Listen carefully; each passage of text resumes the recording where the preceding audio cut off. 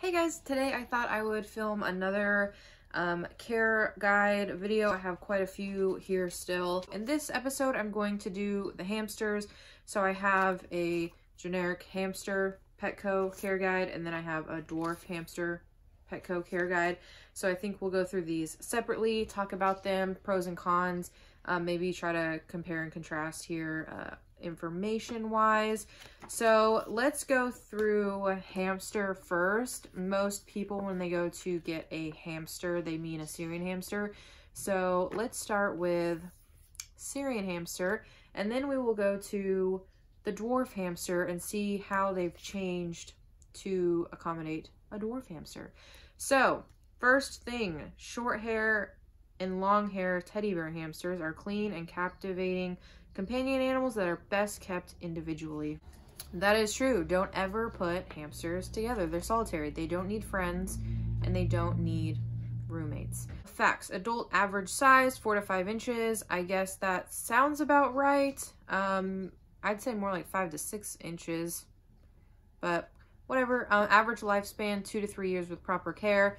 I guess so, yeah. I'd say average 2 years. 3 would be awesome, but most hamsters, especially from pet stores, probably will last maybe up to 2 years.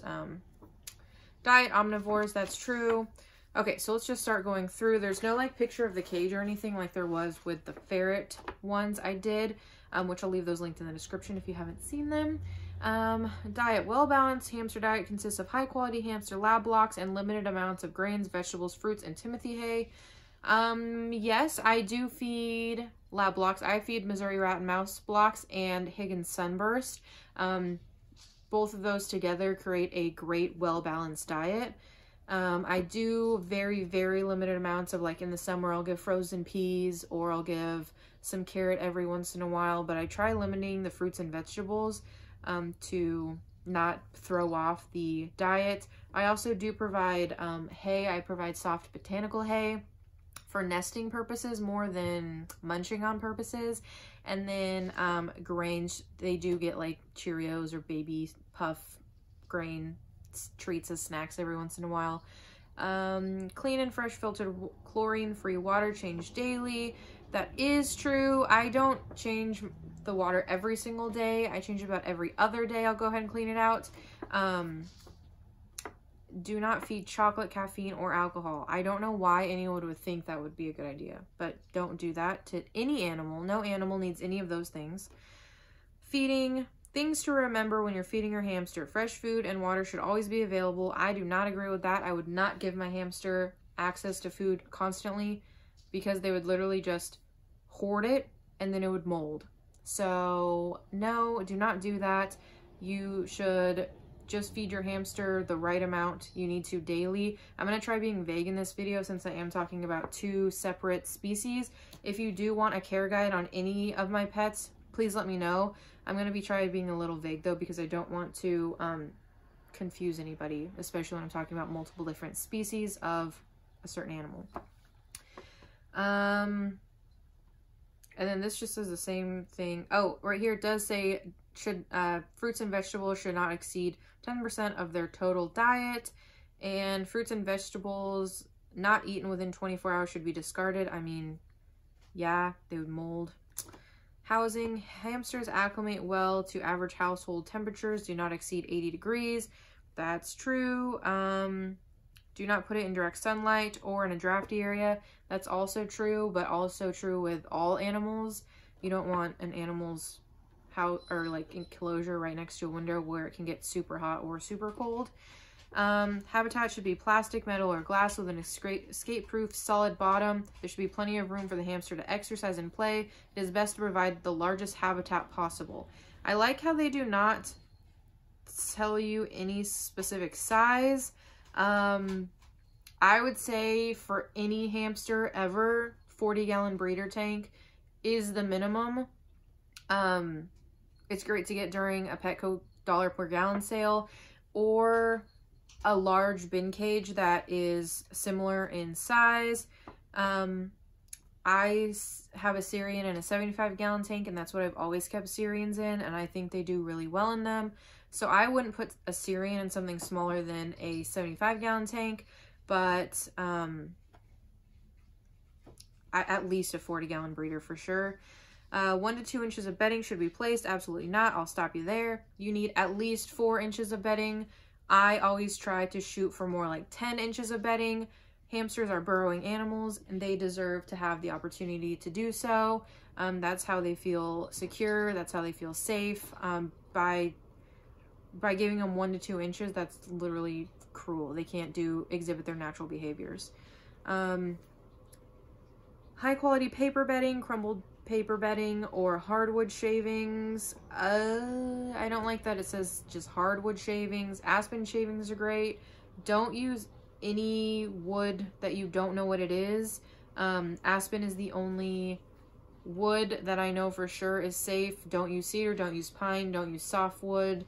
I don't know what they mean by hardwood, but I don't like that it's so ambiguous. And house adult hamsters separately. Different types of small animals should not be housed together. That's true. Never mix species. Also, don't put 2 of the same species together. Normal behavior and characteristics. Play during the night, rest during the day. Nocturnal. That's true.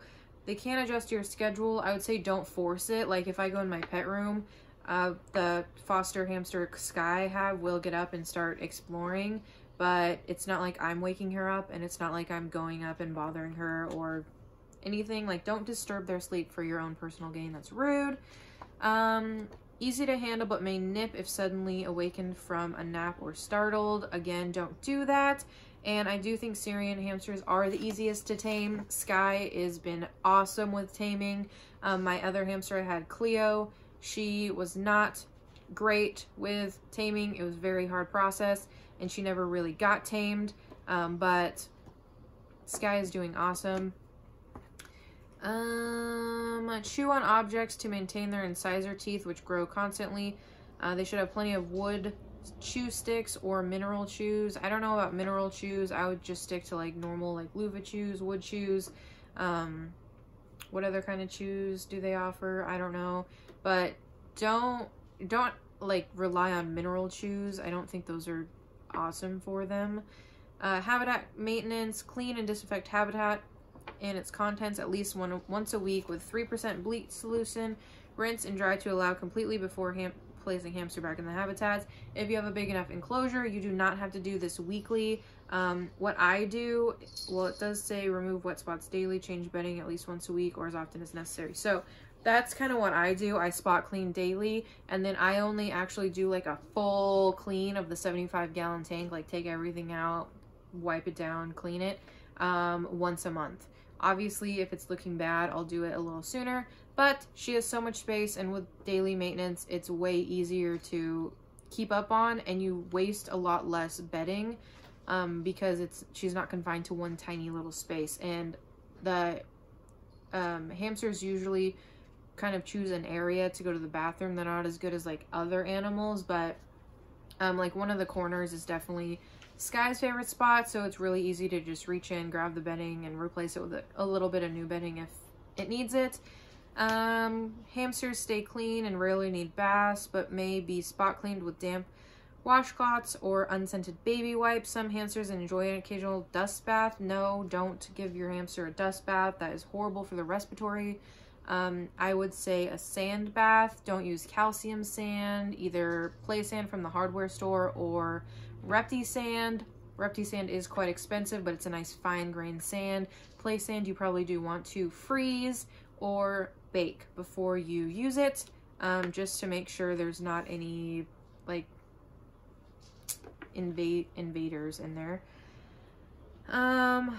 Also, hairless hamsters benefit from small amount of non-toxic aloe-based lotion rubbed into their skin to keep it soft. First off, we shouldn't be promoting hairless hamsters. Second, what even in the world is that sentence? Like, I don't even want to comment on it. A small amount of non-toxic aloe-based lotion rubbed into their skin to keep it soft. First off, if you have a hairless hamster, you need to be really careful what you put in their tank. So that's like a whole different video. We don't want to talk about that right now. I don't know why they mentioned it. That just puts ideas in people's heads. It is normal for hamsters' teeth to be yellow. Cleaning is not necessary. You know, don't brush your hamster's teeth. Consult with a veterinarian if a hamster's teeth seem too long. Also, make sure you provide lots and lots of things for them to chew on to help keep those incisors down. Signs of a healthy animal: active, alert, sociable, eating, drinking regularly, healthy fur and clean eyes, breathing is unlabored, walks normally. Yes. Down here at the bottom, there is red flags and common health issues. So red flags are the same in every single one of the mammal books, I'm pretty sure. Weight loss, hair loss, diarrhea, distress breathing, lethargic, yeah, all of those things. If your animal's not acting usual, take it to the vet. Common health issues: diabetes, diarrhea, overgrown teeth, mites. Yes, all of those. Again, if your animal is not acting normal, take it to the vet. On the back has a shopping list. Appropriate size habitat. Again, I don't like that it doesn't have any measurements or anything, because the only habitats they sell are way too small. So that was clearly on purpose, but they also can't be told they're wrong because it doesn't have a number. Sneaky. High quality hamster food. Again, there's no brand or anything. I don't even think Petco sells the Higgins Sunburst hamster food. I know they sell all the other ones, but for some reason not the hamster one. They do sell Missouri rat and mouse blocks, but if you are going in and getting a hamster and haven't done any research, why would you grab rat and mouse blocks? So I don't like that there's not many suggestions on this list. It's just like very ambiguous. Treats, bedding, nesting fluff, absolutely not. That is very dangerous. Food bowl, water bottle. You don't really need a food bowl. You can scatter feed. It adds another layer of enrichment. Exercise wheel. Again, it doesn't even say how big of exercise wheel. 10 minimum, 12 recommended. 12 inch. Hideaway place. Yeah, toys, wood shoes, mineral chews, chew tubes. What even is a chew tube? Like, literally, what does that mean? And then a book of hamsters. Like, why is that always on there? Is this the book of hamsters they're talking about? I don't know. This one is definitely probably the worst one of the ones I've reviewed. So let's grab the dwarf one. I'm only going to mention the things that are different and point out the bad things, because I have a feeling they're pretty similar. Dwarf hamsters, including the Hungarian, Chinese, Russian, and Roborowski hamsters, have high levels of energy. They are clean and captivating companion animals. This is a Roborowski hamster. I have one, Chive. My previous one, Cone. I really like Roborowski hamsters. I think they're very cute. Chive, I'm having a really hard time taming. I think Cone was a very special little being, though. So, average size 2 to 4 inches. I guess that does depend on the species. Robos are much tinier than the others, but that's also why it's confusing that this says a Syrian can be 4 inches. Like, no, it can't. That's ridiculous. Average lifespan 2 to 3 years. Chive's still alive. Cone lived about 4 years, which is awesome for a robo. I do know dwarf hamsters tend to live longer than Syrian hamsters. However, any hamster from the pet store is not going to last as long because it wasn't bred for longevity. And they are herbivores. When did we decide that dwarf hamsters are specifically herbivores? I don't think so. I'm pretty sure they're omnivores as well. So let's see. Diet is exactly the same as for the Syrian hamster. Feeding, exactly the same as for the Syrian hamster. Housing, exactly the same as for the Syrian hamster, except one giant red flag down here at the bottom, the very last bullet point. So just to clarify, all of this is the same, all of this is the same. We're talking about this bullet point right here. It says hamsters are solitary animals. Hamsters are solitary animals. But dwarf hamsters may be kept in same-sex pairs if raised together. Otherwise, keep adult hamsters housed separately. Why even mention it? It's the same thing with like the hairless hamster. Like, why did we bring it up? People wouldn't have thought about it if we didn't bring it up. We could have just left it at hamsters are solitary animals. Keep adult hamsters housed separately. That would have been perfect. That would have been perfect. Moving on. Normal behavior and characteristics. Also, so same thing. It says they can adjust to your schedule. I wouldn't try forcing any animal to change their schedule. That's rude. That's like trying to change a person's schedule. Easy to handle, but move quickly. Some species, such as Chinese dwarfs and robos, are less likely to nip or bite. I don't know if that's necessarily true. Chews on objects, that's the exact same actually as in the Syrian. Let's see, clean and disinfect. Yes, it also says a 3% bleach solution. I would either use a cage cleaning solution from the pet store or a water vinegar mixture. I don't know about this bleach situation. I'd be too worried and get everything off and they'd lick it and die, so maybe don't do that. But the same thing as far as maintenance go. Right now, Chive is in the 40-gallon breeder because Sky, the rescue hamster, is in the 75-gallon. And I do the same thing. I just spot clean daily.